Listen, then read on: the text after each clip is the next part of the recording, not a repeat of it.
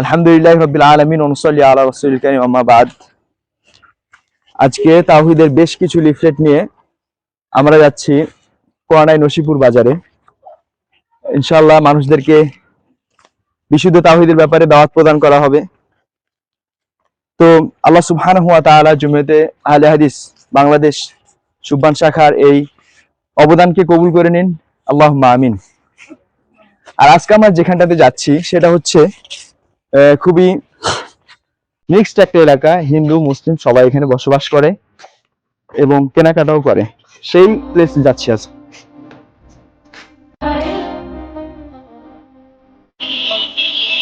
কি অবস্থা, কেমন আছেন? ভালো আছেন? একজন মানুষ হিসাবে অবশ্যই যে জিনিসগুলো জানা দরকার এখানে বিষয়গুলো দেওয়া আছে, ঠিক আছে? ইনশাআল্লাহ অন্তত পড়বেন একটু, এগুলো আমাদের অনেক 3-4টা। হ্যাঁ, কি জানেন তাওহীদ কি? রাইট, হ্যাঁ, মূল বিষয়গুলো একজন মানুষ হিসেবে যেসব বিষয় জানা দরকার, ধর্মের সকল ভেদাভেদ ভুলে গিয়ে নির্বিশেষে মানুষ হিসেবে যেসব বিষয় জানা দরকার, মেইনলি এই বিষয়গুলো এখানে দেওয়া আছে। অবভিয়াসলি পড়বেন ইনশাআল্লাহ।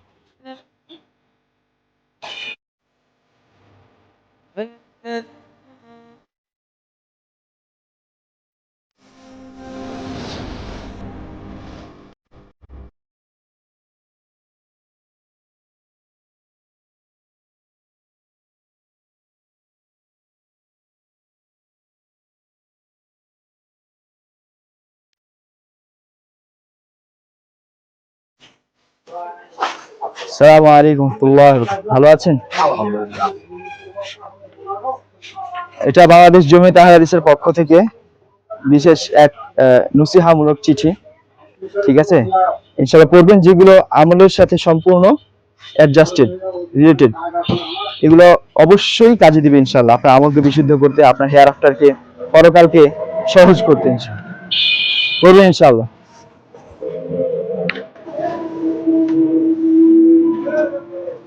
এই শীটটা একটু পড়বেন, কেমন? সময় হলে অবশ্যই পড়বেন। একজন মানুষ হিসাবে যে বিষয়গুলো জানা জরুরি এখানে দেওয়া আছে, একটু সময় নিয়ে পড়বেন ইনশাআল্লাহ, এটা অনুরোধ থাকলো।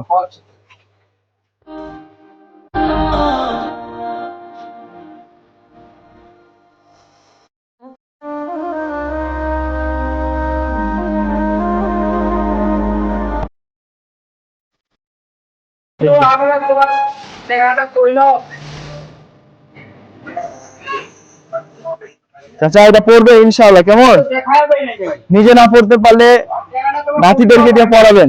খুবই গুরুত্বপূর্ণ কিছু বিষয় দেওয়া আছে, যেগুলো ছোট থেকে বড় হওয়া পর্যন্ত মৃত্যু অবধি রাখবে আর কি, এবং এটা আপনার জান্নাত পেতে সহায়ক ভূমিকা পালন করবে এবং আপনার আমলগুলো বিশুদ্ধ হতে কি সহায়ক ভূমিকা পালন করবে ইনশাআল্লাহ। তাওহীদের মূল বিষয়গুলো এখানে দেওয়া আছে ইনশাআল্লাহ পড়বে। এটা ওই যে মাহফিলের পোস্টারের মতো ফেলে দেওয়ার মতো না আর।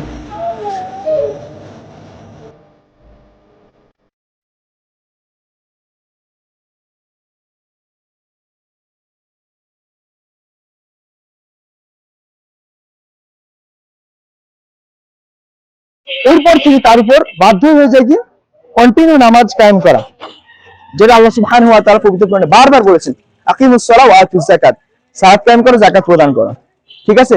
নামাজ তার উপর ফরজ হয়ে যায় কিয়ামত মৃত্যু অবধি, ঠিক আছে? এরপরে রোজা, সিয়াম, এরপরে যাকাত, এরপরে হজ, এভাবে 5টা ভিত্তি তার উপর কি ফরজ হয়ে যায়, আবশ্যক হয়ে যায়। এখন কেউ যদি নামাজ না পড়ে, অডিয়েন্স দেখো, এখন কেউ যদি নামাজ না পড়ে, ঠিক আছে, মনে করেন যে 5 ওয়াক্ত নামাজ পড়তে হঠাৎ একদিন বাদ দিয়ে দিল, সে ব্যক্তি কিন্তু আর মুসলিম থাকলো না, একবার ফারাক হয়ে গেল। রাসূল সাল্লাল্লাহু আলাইহি ওয়াসাল্লাম কি বলছেন? মান তারাকা সালাতা মুতাআম্মিদান ফালিয়াতাবাওয়া মাকআদাহু মিনান নার। যে ব্যক্তি ইচ্ছাকৃতভাবে এক ওয়াক্ত নামাজ ছেড়ে দিল, সে ব্যক্তি কি কাফের হয়ে গেল। সে তার ঠিকানা কোথায় বানিয়ে নিল? জাহান্নাম বানিয়ে নিল, ঠিক আছে? অনেক সময় দূরে সফরে যায়, নামাজ পড়ি না, অনেক সময় কি করি, একটু অসুস্থ হলে নামাজ ছেড়ে দিই, হ্যাঁ, আবার যে কোনো অজুহাতে ব্যস্ততা দেখে নামাজকে ছেড়ে দিই। এটা খুবই সেন্সিটিভ একটা জিনিস। আপনি অসুস্থ হলে আপনাকে নামাজ পড়তে হবে, যতক্ষণ আপনার সেন্স আছে, সেন্স থাকা অবস্থায় নামাজ যদি আপনি ছেড়ে দেন, তাহলে আপনি কি কাফেরদের অন্তর্ভুক্ত হয়ে গেলেন, কাফেরদের অন্তর্ভুক্ত হয়ে গেলেন, ঠিক আছে?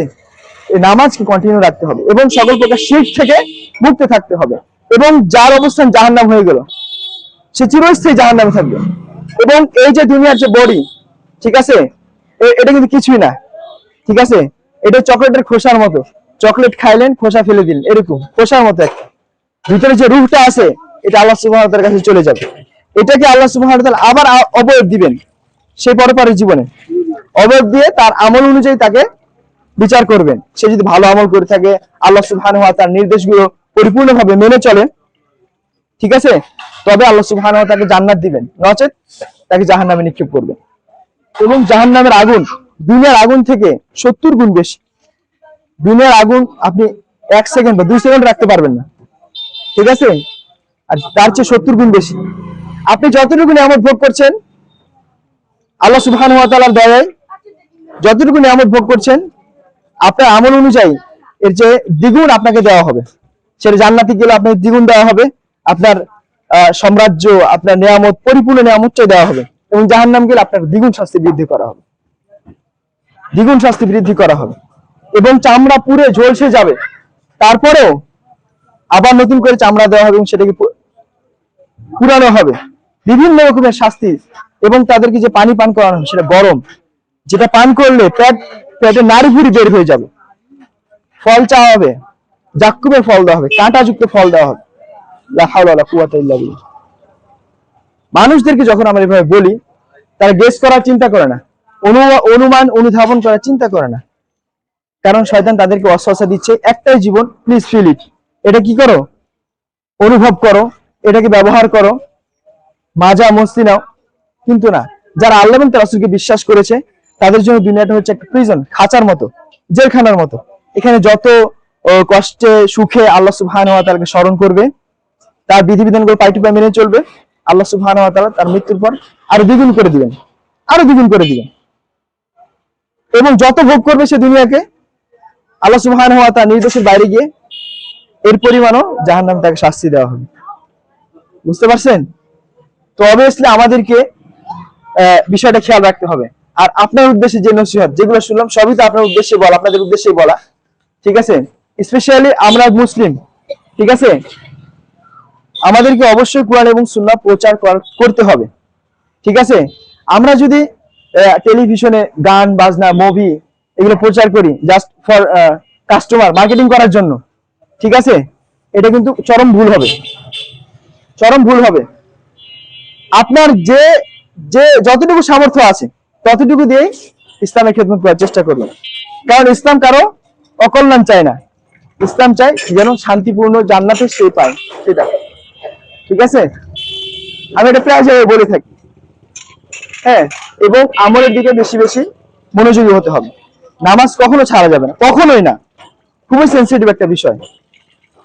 এরপরে সিয়াম, যাকাত, হজ এগুলো সবই কবুলযোগ্য হবে তখন যখন আপনি নামাজ কন্টিনিউ রাখবেন। আর নামাজটা কবুল হবে তখন যখন আপনি সকল প্রকার শিরক থেকে নিজেকে বিরত রাখবেন। কবর পূজা, মাজার পূজা, তারপরে ওই যে বাবা পূজা, মাটি পূজা, হ্যাঁ, এগুলো কি সম্পূর্ণ আল্লাহ সুবহানাহু ওয়া তাআলার সাথে জুলুম করা হচ্ছে। তিনি যে আমাদের নিয়ামত দিয়েছেন সেগুলোর কি অপব্যবহার করা হচ্ছে। এই বিষয়গুলো এখানে দেওয়া আছে, আরো কিছু বিষয় দেওয়া আছে। না, চাটা খাবো না, চাটা খাই না, মাঝে মধ্যে খাই ঠান্ডা লাগে।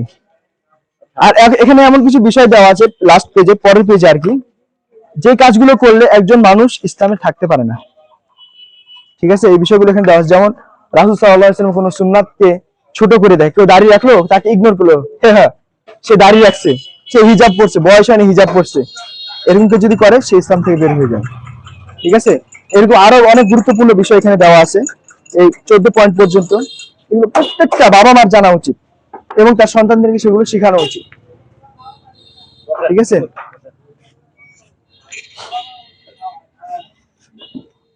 আর অবভিয়াসলি আমাদেরকে এই বিষয়টি নিয়ে সচেতন থাকতে হবে। আপনার কোনো প্রশ্ন থাকলে জিজ্ঞেস করতে পারেন। হ্যালো, আপনার কোনো কোশ্চেন থাকলে জিজ্ঞেস করতে পারেন। কোনো কোশ্চেন আসে না, যেমন এই যে পরকালের ব্যাপারে, যে আসলে যারা ভিন্ন ধর্মে আছে তাদের কি হবে।